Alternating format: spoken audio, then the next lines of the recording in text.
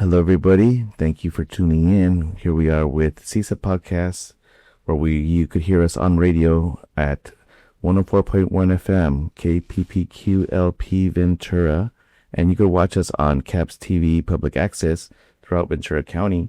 And if you'd like to listen to us on YouTube, you can find us at channel CISA Podcast. I am your host, Julio Alcalá. And we have some very interesting folks, very good folks here today. And what their linking story is that they all come from families who have worked in farm worker work, correct? Yes. So I'm going to allow them each to introduce themselves and to start telling a little bit about their stories. Oh, don't start with me. Let's start with Ruth. Ruth. Okay, since I have all the energy. My name is Ruth Luavanos. My grandfather, mi abuelo, was a bracero on my father's side. And my father also worked in the farms in Raleigh, California. And then my husband's family, his grandfather, also worked in the farms of Riverside, California. So we have it on both sides of my family. So I'm second generation, and I'm a teacher. I am a mom, Latina, and very involved in the community. Wonderful. And a former Simi Valley City Council member. Great. Thank you for sharing. Go ahead. Tell us a little bit. I'm Chris Espinosa. My grandfather worked in farm work. He wasn't quite a field worker. He had an interesting craft, which is called grafting. And he would graft different varietals, different strains of avocados on trees. And he also worked in the packing houses. And so that's what I got from my dad's side of the family. And then on my mom's side of the family, my grandfather was an advocate for farm workers. So he worked closely with the CSO, which was like the precursor to the United Farm Workers. And he used his skills in notary services and in business services to help the union and the organizations around the union to kind of grow. Yeah. And I mean, just grafting, for those that don't know what it is, it's something really fascinating. If you could just explain it really quick. Yeah, it's a unique skill where you take the root of a planted tree, and you infuse, a part of another tree to grow off of that root.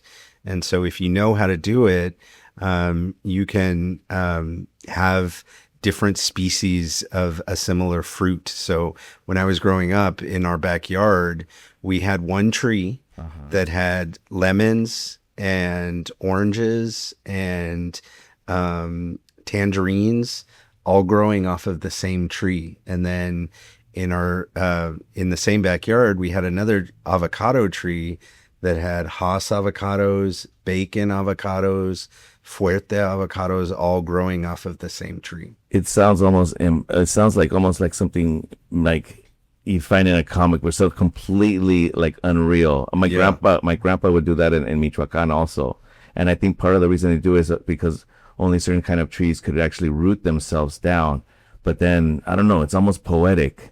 That's right. So my grandfather was actually from Michoacan as well. And until grafting started taking hold down there, California dominated the avocado business. Now, most avocados across the world come from Michoacan. That's right. The reason that is because my grandfather and others from this region in California went down there, and in Michoacan, avocado trees grow natively. Right. But the fruit on them, when they're natively grown, it wasn't really like that flavorful. And so what they did was they would graft different varieties of avocados onto those trees, and that's how the industry in Michoacan just blew up. We need to do a whole podcast on just aguacateros for sure.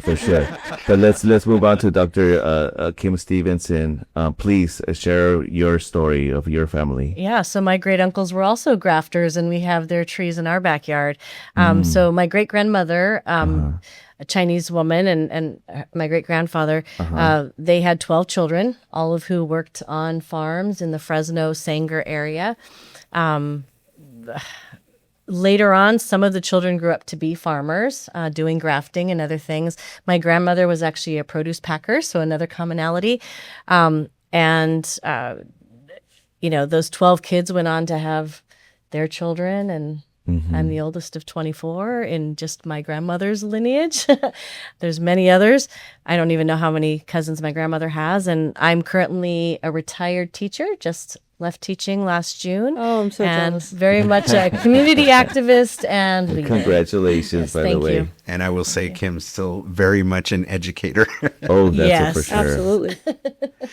What do you think are some of the things that your background, that you all have in common? I know all of you, work in some form or another in leadership roles, but also because maybe it's because you work in also communities that are, populated with many agricultural businesses. What would you say about that, Ruth? Well, I know, Kim and I are both teachers, so the work that we do in the classroom and advocating for our immigrant students, I mean, literally our students fill out, surveys to say, are you migrant? And so we, coming from that background, we understand what that means to our students and why there's going to be educational gaps and, how we can support them and help them and an understanding of the diversity too. You said, your family is Chinese, my family is Mexican, Chris's is Mexican. And we have Filipino workers and we have Mixteco workers and we have, so I think us seeing the diversity of farm workers and the plights that they're still facing and that, Chris's family advocated for and fought for, we're still seeing them being exposed to glyphosate and having birth defects and, them building oil wells and still having issues with not getting paid and with ice raids. And so I think for all three of us coming from that background, it grounds us emotionally, and then just in terms of the work that we do, whether it's in the community or in our actual full-time paid jobs, which we all weave that into our advocacy in terms of what are the things that are important. So, I've talked about, for example, healthcare being a form of reparations for farm workers, because in my family alone, and I would love to hear from you too, but in my family alone, all three of my sisters have some sort of birth defect. So my dad has 4 kidneys. I have a sister with 3 kidneys. I have another sister who was born with a webbed hand, and then another sister who was born with a venal malformation in her left arm. And then I have nephews and nieces that also have similar birth defects. So to continue to see that and to continue to see how horribly the chemicals that the farm workers are exposed to on a daily basis, not to mention the wildfires and everything else, that they have to deal with, it's heartbreaking to us. And I think that's what motivates and moves all three of us to do the work that we do in the community, because we want to see justice done and we don't want to keep going backwards. We want to move forward. And as the dreams, our ancestors' wildest dreams, because all of us are, educated and involved in the community. And, I don't know if my abuela would have ever dreamed that his, great granddaughter would be a city councilwoman, or to do the things that I've done. But it grounds me and it gives me a sense of pride. And then history, like in terms of health outcomes, it's important for us to share these stories with our children and our nephews and nieces. I had a really scary time with my daughter. She had soft markers for Down syndrome. And when I did the genetic testing at the hospital, it turned out that we found out on both sides of our family we had Down syndrome. And that, I feel, went back to what happened with the farm workers that we had, on both sides of the family, my husband's side of the family, my side of the family. And I can't help but wonder, it's the chemicals, that they were exposed to that genetically mutates their genes, and that we keep paying the price for generation after generation after generation. And so I don't know if that's the case in your families, but I can reinforce that with my family. So I told you my great-grandmother had 12 children. My grandmother had 8. She was the farm worker, and 3 of the 8 died very early of cancer. They still lived in the Central Valley, so they were in the Tulare Visalia area.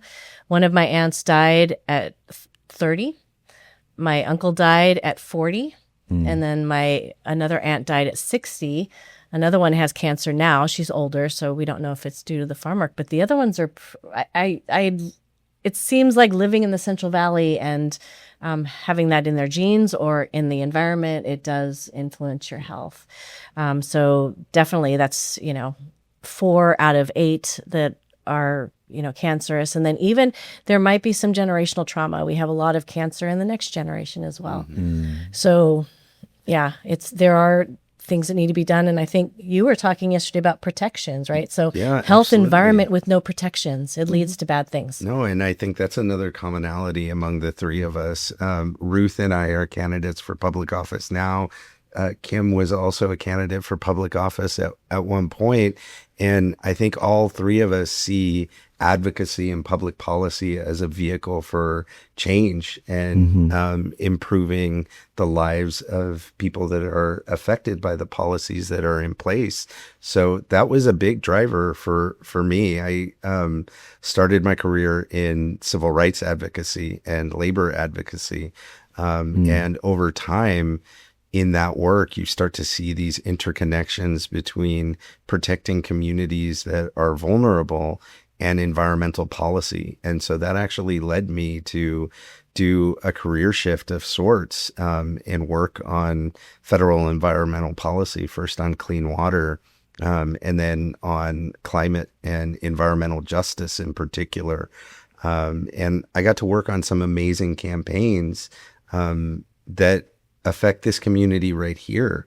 And a big source of birth defects, of respiratory diseases, of chronic disease is exposure to toxins, particularly from pesticides. Yeah.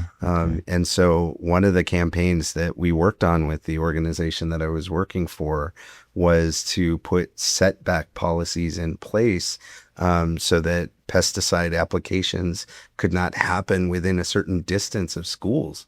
Right. And when you look at Rio Mesa High School Exactly. in this community, My alma mater. you see Yeah. how adjacent it is to the fields. And then when you start to unpack the toxins that are in the pesticides that are being applied, you realize just how dangerous that is.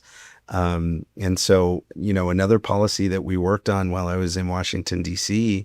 was strengthening the farm worker protection standard. Every industry in this country is protected by occupational safety standards through the Department of Labor, through OSHA, except for farm workers. Farm Really? workers, Wow. their occupational safety regulations are regulated by the Environmental Protection Agency. And it is because of that link and association to pesticides and chemical exposure. That standard at EPA had not been updated in over 30 years. And it was, there were basic policies that were lacking, protecting people of a certain age from having to be pesticide applicators, making sure that there's minimum safety equipment in place, like personal protective gear, so that as they're handling these really dangerous chemicals, they're not, inadvertently putting their own long-term health at risk. And so, when I think about those issues, like that's really what got me so passionate about environmental justice, was just seeing how my own community is so affected by these issues. Definitely. And we see it in the statistics. We see that farm workers have, a much Asthma. lower average lifespan. 53 is old for a farm worker. And it hasn't changed. Yeah. And so when you think about just looking at the lifespan of a farm worker today, it's extremely low. They're literally losing years of their life so they could put food on our table while they're struggling to put food on their own table.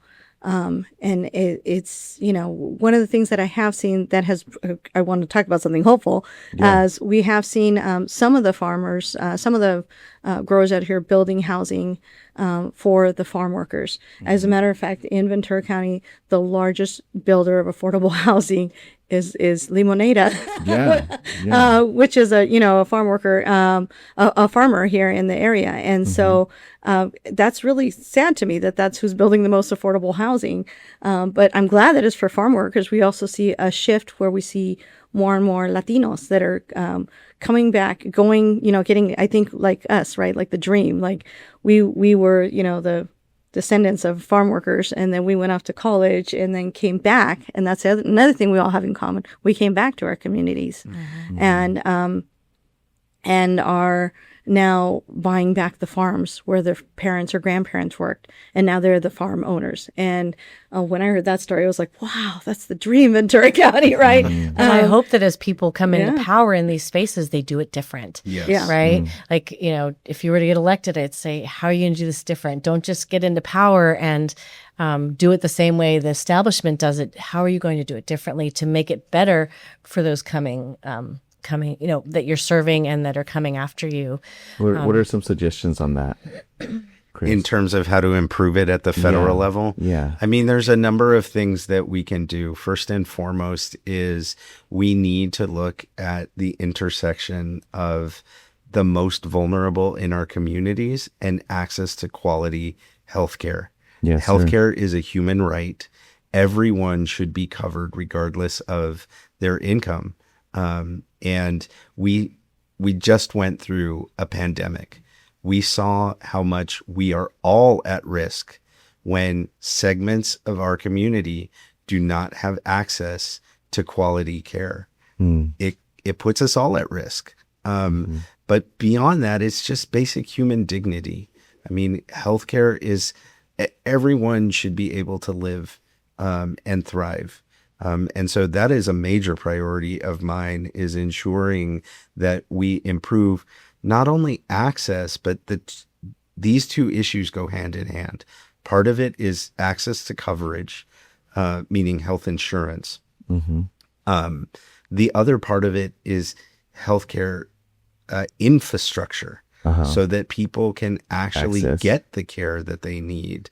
And when you cover more people in our community, it changes the economics of the provision of care. And it makes, opening up more clinics, more sites, better emergency care, all of a sudden possible. But that takes federal investment. And so we need to reprioritize where we're spending our money and make sure that we're addressing healthcare first and foremost. There are so many other issues that have been neglected in our community. Housing is another one, but healthcare is absolutely essential. Definitely. So once again, we are speaking about being raised from farm worker families and becoming professionals and seeing how we could do our job to, better our community, especially here in Ventura County, which is a major agricultural hub, mecca of the world. Reflecting on all that, how do we inspire other youth, other people who have grown up from farm worker communities? How do we inspire them to be proud of where they come from and see that as a benefit for their futures? I can address that. So, as a teacher, and we talked earlier about, the community work I encourage my students to do.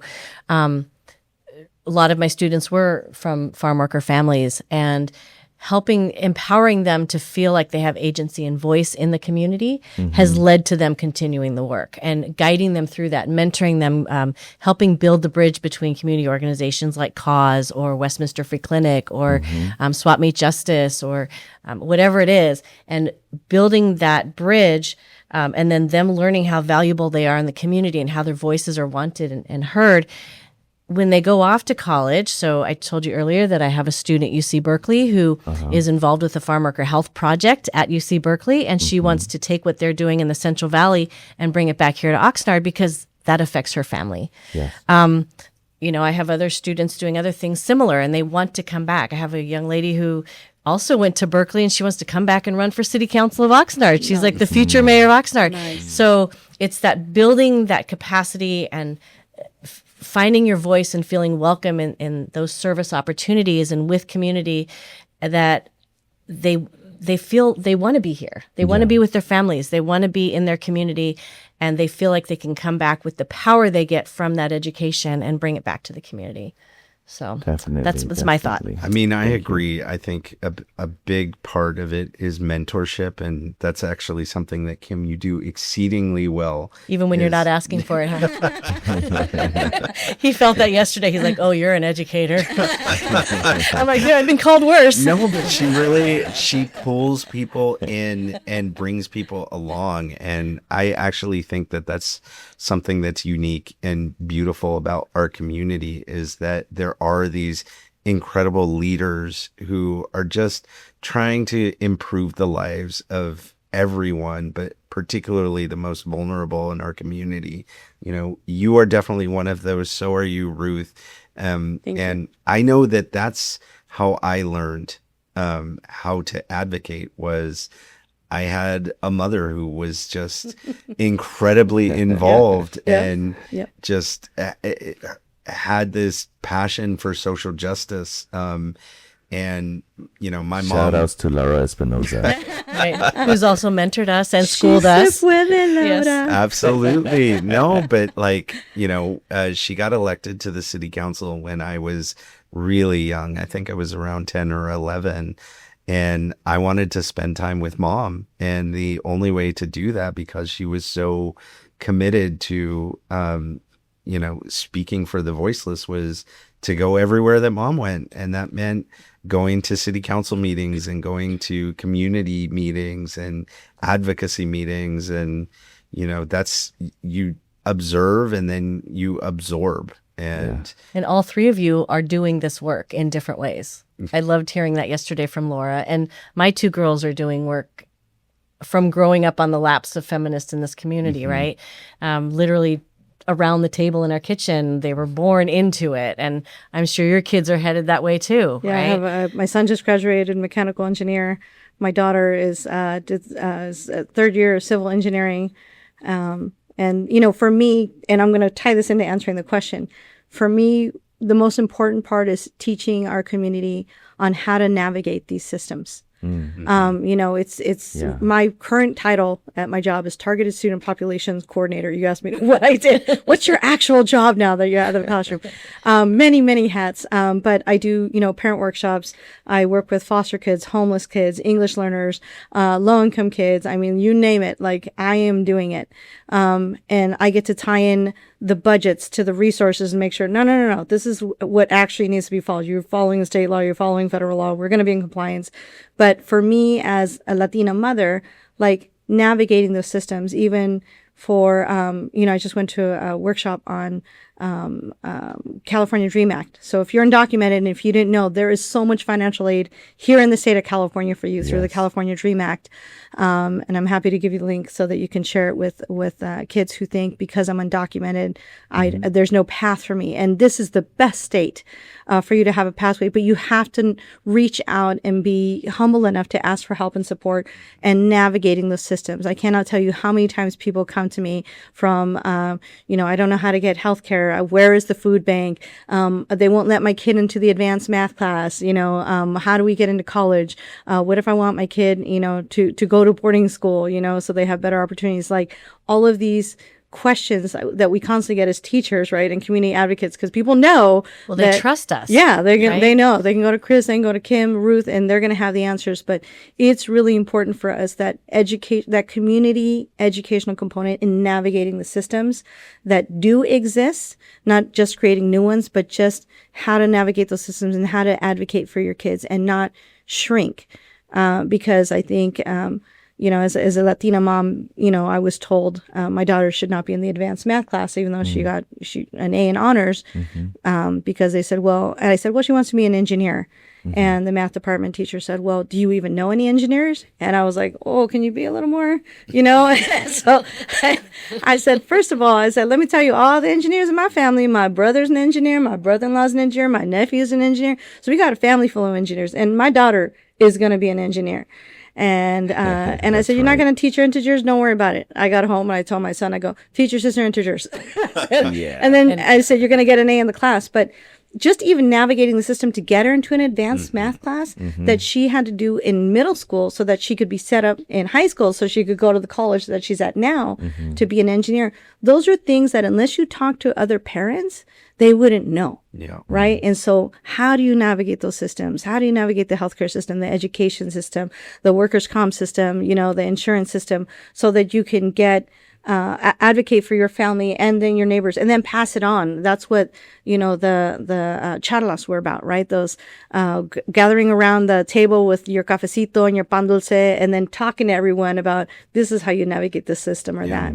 And so, by the way, I witnessed Chris dragging his daughter literally through the recent state Democratic convention. Like she was just literally like, he's like, I got to get over to this caucus. I got to get over that. She's dragging along. And my kids were the same way. And both of my girls, they are queer and neurodivergent. But my first one is now in her career as a therapist. Wonderful. So imagine that, a queer autistic therapist when communication is supposed to be the weakness, right? But she is a licensed therapist working productively. And my other daughter, she's still at Berkeley right now, and she's employed by the sexual health education program there. So she also works advocacy around sexual health and advocating for yourself should you become victimized. Yeah. So and being safe and healthy. So they see what we do, they grow up hearing it, and they have a heart for community as well and doing things for others. I hope that she absorbs some of it the way I did with my mom, but she's also,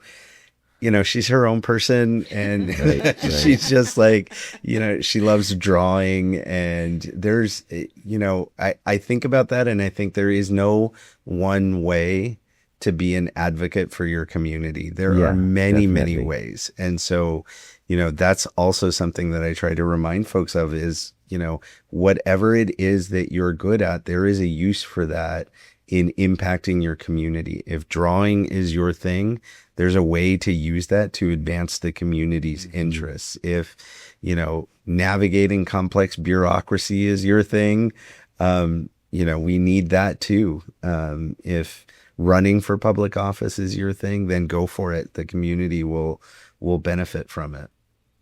Since we're in a comic book shop, I'm going to quote Batman. Yes. I have to because I'm a DC Comics girl.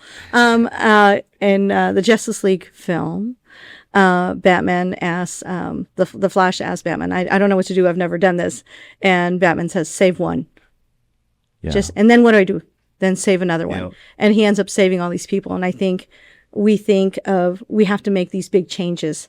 And it doesn't have to be a big change. Save one. Help one person, help one family, do one small act. And then it will, organically grow from there. Because I think we need to let people know you don't have to save the entire universe. Just save one. Listen to Batman. Definitely. Can I share one little shout outs to the mystery shop really quick Yes. for hosting us and for creating modern day superheroes, which I believe all of you are. Oh, go ahead. I want to share a story I learned at Cal State Channel Islands. I went to a talk by a professor there about if you've been across the border in Mexico, you know that there are large Chinese communities there. Oh, yeah. And the signs are in Chinese. So I learned about that, which was fascinating. And I brought the story home to my mom and she goes, oh yeah, that's Uncle So-and-so. Yeah. So here's what happened. So I want to tie us together through this. So in the early 1900s, late 1800s, when the Chinese Exclusion Acts were here, the ranchers in Mexico needed farm workers. And they couldn't recruit from Ireland, Germany, immigrants from those areas because they would be stolen by United States ranchers. But they started marketing directly to Chinese people in China because they were not allowed to go into the United States. And so they became the farm workers for the ranchers in Mexico, which is why now you had all of these people merging. You had the cultures merging. You had Mexican people eating Chinese food. You had Mexican people marrying Chinese people. And now you have these very diverse mixed cultures right there along the border. So until the Chinese Exclusionary Act ended, and this is policy, right? Chinese people were stuck on that side of the border until they could move across. So just an interesting tidbit of history that I think sometimes in these communities where we have other groups that are very majority-ish, but Native American people, Black people, Asian people sometimes feel a little left out. And I think it's really important that we share these stories of how all of our groups have labored in this country and in other countries to find better lives for their children. And I just wanted to bring that story because so often our Chinese American community doesn't share stories. They keep it inside and keep it private because they don't want to be stigmatized or anything else. But I will do it. And also the solution. Thank you for sharing. The solutions are solidarity. Yes. We were at an event earlier today. Yes, I was going to mention that. JMLA, go for it. So we were discussing the anniversary of the sugar beet strike, which was an effort between Japanese and Mexican farm workers that was highly successful and brought attention to the plight of farm workers. This was in 1903. Yeah. And there were a lot of lessons that you can take away from that. The Chinese Exclusion Act was also a part of that because, there was a reason why they were not represented in terms of, advocacy in the community. And a lot of them had to go underground. But what worked was bringing people together in shared struggle. Correct. And I think, in the moment that we're in right now, that's what we need more than anything is for community to come together in solidarity and realize that, we're fighting against the same system and different communities, whether you are African American, whether you're indigenous, whether you're Latino, we're all being oppressed by the same systems that need to change. And the only way we're going to change it is with solidarity. Completely. It works, divide and conquer works against us, but if we do it the opposite, we're multiplying our power. That's right. And then the other part that I was going to add to that is also the connection between the Filipino community and the Mexican American community. Shout outs to Larry Itliong. Oh, do we have another guest here? I think we have another guest. There she is. Oh, hello. Special guest Laura. Laura, you must have heard us talking about Her ears you. were burning. I think Laura's ears were burning. Inspiration. Definitely, we'll have to have her on for a moment in a bit. But no, we were talking, like I was just mentioning, Larry Itliong and the Filipino and Mexican unity that during the farm workers' beginning. So there's history there, a lot of history back and forth.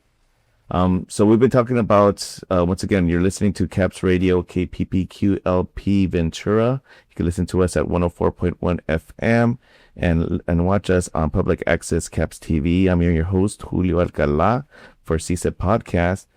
And the folks that we're speaking to today all have roots in with their families being farm workers. But they do a lot of work in the community now. And I'm going to address some of the modern things that they've been working on and how they feel that they could help those situations. And like I said, they work in many different parts of Ventura County. So I'm just going to open up the space for them to share some of the things that they are working on and how we can support them. I'll leave it open to whoever wants to start on that conversation. Such a big question. I'm going to start because I am a cancer survivor. And I live in Simi Valley, so I live on the east side of Ventura County.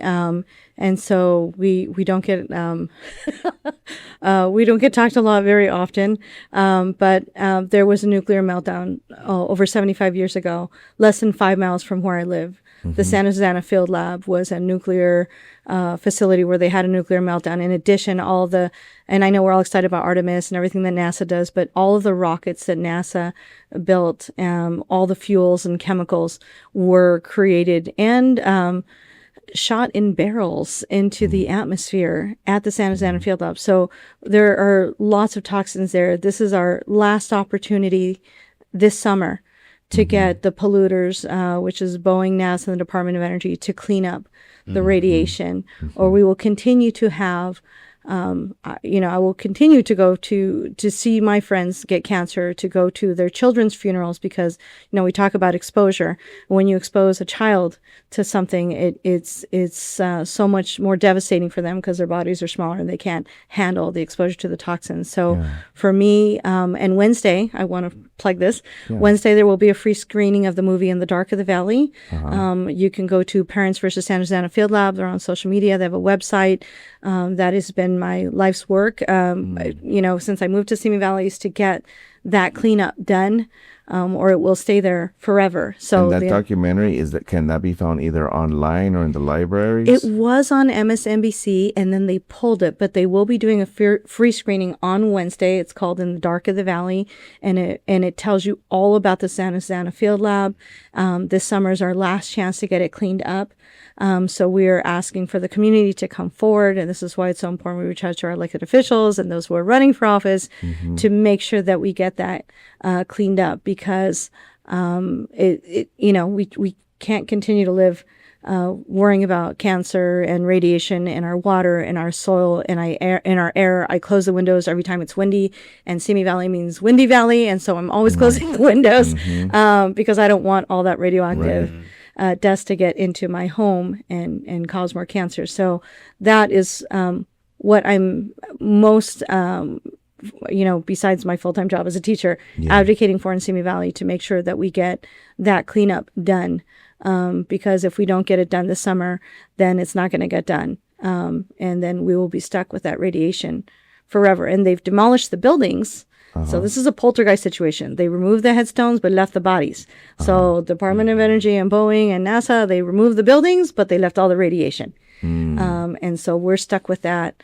And so, please, I encourage you to please write, call, email, repost on social media, get the word out so that we can get the Santa Susana Field Lab cleaned up. That's my biggest priority right now. And the cleanup they have planned this summer is very, very minimal. And if anything, it risks uplifting the dirt into the air and causing more damage than cleaning up anything. It's really a superficial Band-Aid to... It will leave 95% of the pollution, and including many forever chemicals. And in addition to that, their own report, Boeing's own report, which I have read because I like nerdy things, Boeing's own report states that if you spend more than an hour on Santa Susana Field Lab, you have a 95% chance of getting cancer. Right. Yep. And with the fires and the winds we have in this community, and then the shared water aqueducts and everything, it's really a county, a region, even beyond Ventura County. It's LA County as well, a regional issue that's really, really horrendous. And we've had recent cancer in my immediate family as well in this area. So I am also a cancer survivor. Yeah.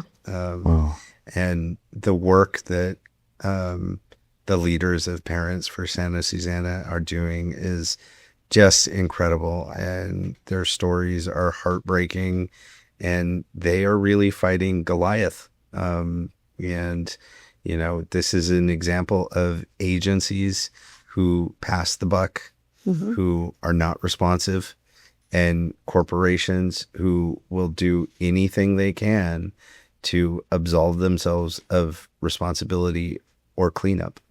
And it puts the entire community at risk. So I'm so glad you brought that up. I mean, my life's work has been in climate and environmental justice, and we have several cleanup sites in this congressional district. That's just outside, but it does impact people within the district.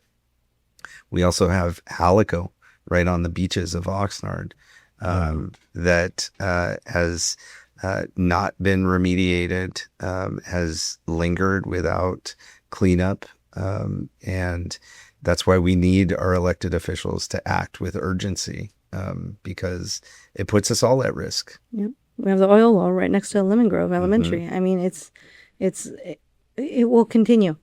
until we stand up and we say something. And Melissa and Jenny Knack, or Melissa Bumps and Jenny Knack, are the leaders of the Parents for San Jose Field Lab, and they're phenomenal. But to hear about, Hazel's passing and, Ileana's passing, I found her dad's truck the other day, and he was a waste management worker who demolished the buildings, did not know they were radioactive, had no protection, went home, hugged his pregnant wife, and then 5 years later, their daughter who was born got cancer, and then she didn't make it to her 6th birthday. So without the knowledge of the history that you mentioned, of our farm worker grandparents, coming back to that theme, without the knowledge of our history, then we won't know, why is there cancer? Why are there birth defects?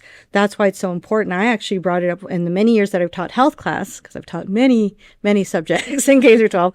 But in health class, when I talk about, reproduction and birth defects, that's one of the things I bring up. It is important to know your family history. Did they work in the fields, in the farms, and the, on rocket labs? Like, where did they work? Because you may be a parent one day. I actually worked at a school for pregnant girls for 5 years. And so I told them the importance of knowing your genetic history, because I said, your child may have a birth defect and you may not know where that comes from. And you may be pulled into an interview, much like I was with my daughter, to find out where that came from. And so knowing that history, that family history, and our general history right in the region is really important for our own health outcomes, and not just for advocacy in the community, but for ourselves as well. I didn't know my daughter, when I was pregnant with my daughter, I didn't know the radiation I had been exposed to in that area is what almost caused her to lose all 4 of her molars. Wow. Until I talked to other mothers, and they were like, yeah, my 5-year-old, my 6-year-old, like, we had to get, they had dental dysplasia, and every pediatric dentist in the area knew what that was, even though it's a really rare condition. I'm like, how does every pediatric dentist in Simi Valley and Canoga Park and Chatsworth and Boxing, like, how do they all know about this really rare condition? And they're making, lots of money saving our children's teeth.